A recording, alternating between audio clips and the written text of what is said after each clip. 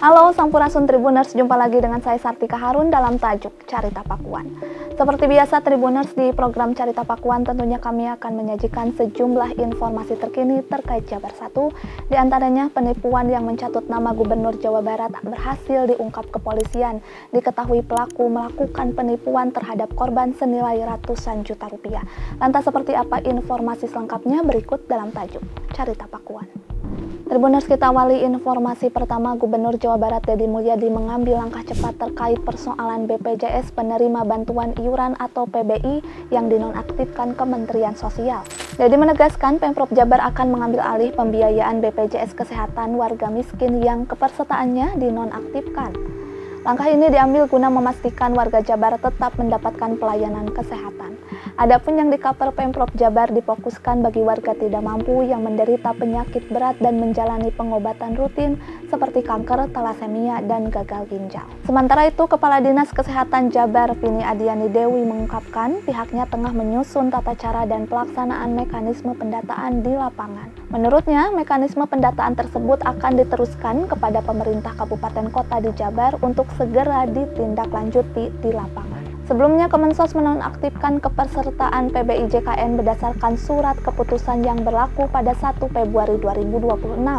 Dalam keputusan tersebut, Kemensos melakukan pembaruan data dengan mencoret peserta lama yang dinilai tidak lagi memenuhi kriteria dan menggantinya dengan peserta baru agar bantuan tepat sasaran. Berikutnya Tribuners, jajaran Satreskrim Polres Subang berhasil mengungkap kasus penipuan dan penggelapan yang mencatut nama Gubernur Jawa Barat Deddy Mulyadi. Tersangka mulai meminta modal usaha kepada korban dengan alasan akan membuat peralatan podcast, di mana tersangka selain mengaku sebagai staf khusus, juga mengaku sebagai tim konten kreator Bapak Kaden.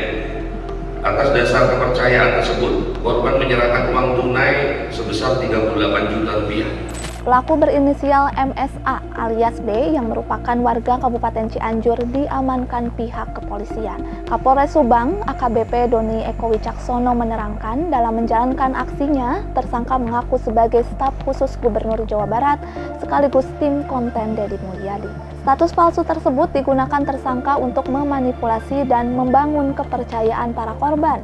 Berdasarkan keterangan kepolisian, kasus ini bermula pada Agustus 2025 lalu. Korban inisial IR asal Subang berkenalan dengan tersangka MSA. Komunikasi yang intens membuat keduanya semakin dekat hingga tersangka mulai melakukan aksi penipuan. Tersangka meminta modal usaha kepada korban, tergiur dengan janji pelaku, korban akhirnya menyerahkan uang sebesar 38 juta rupiah. Tak berhenti di situ, tersangka meminta tambahan sebesar 150 juta hingga korban menyerahkan aset berharga kepada pelaku. Berdasarkan akumulasi pemberian korban, polisi mencatat kerugian mencapai angka 250 juta rupiah. Modus lain yang digunakan tersangka adalah menjanjikan akan menikahi korban. Namun setelah semua uang dan barang diberikan, MSA justru menghilang dan memutus komunikasi dengan korban. Dari proses pengembangan kasus, penyidik menemukan adanya korban lain di Kabupaten Cianjur. Pelaku menggunakan modus serupa, yakni menawarkan proyek pengadaan homestay di Lembur Pakuan. Lebih jauh, polisi menduga masih ada korban-korban lain yang belum melapor. Saat penangkapan, polisi turut menyita sejumlah barang bukti yang digunakan tersangka untuk meyakinkan korban sebagai tim konten kreator. Atas tindakannya, MSA harus mendekam di tahanan dan dijerat dengan pasal berlapis. Beralih ke informasi penutup Tribuners, polemik jalan rusak di kawasan Jawa Barat masih menjadi masalah. Masyarakat mendesak pemerintah untuk segera memperbaiki jalan nasional yang rusak. Desakan tersebut muncul lantaran banyaknya peristiwa kecelakaan yang memakan korban jiwa. Akibat jalan rusak Cikampek Karawang atau Pantura, Jawa Barat, menanggapi tuntutan tersebut, Gubernur Jawa Barat Deddy Mulyadi mengaku bertemu dengan Kementerian Pekerjaan Umum membahas jalan nasional yang rusak. Dalam pertemuan tersebut, Deddy menyiapkan dua skema penanganan jalan rusak. Skema pertama, jalan nasional penghubung antar provinsi yang dilalui kendaraan lintas provinsi difokuskan penanganannya oleh Kementerian Pekerjaan Umum. Skema kedua, jalan nasional yang berada di pusat-pusat kabupaten kota diusulkan untuk ditangani oleh pemerintah provinsi maupun pemerintah kabupaten kota. Deddy menegaskan solusi skema tersebut bertujuan untuk pembagian alokasi anggaran agar penanganan jalan dapat lebih terfokus, terutama pada ruas-ruas jalan yang lebih membutuhkan penanganan serius. Pihaknya menegaskan Pemprov Jabar tidak bisa turun langsung lantaran terhalang wewenang Ia mengungkapkan yang berkewajiban memperbaiki jalan nasional yang rusak merupakan tugas Kementerian Pekerjaan Umum. Lebih jauh, Dedi menilai Pemprov Jabar dapat memperbaiki jalan nasional yang rusak jika ada penyerahan kewenangan dari pemerintah pusat.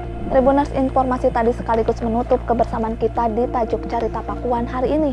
Terus saksikan Carita Pakuan di kanal YouTube Tribun Jabar. Saya Sartika Harun dan seluruh kerabat kerja yang bertugas pamit undur diri. Terima kasih atas atensi Anda. Sampai jumpa.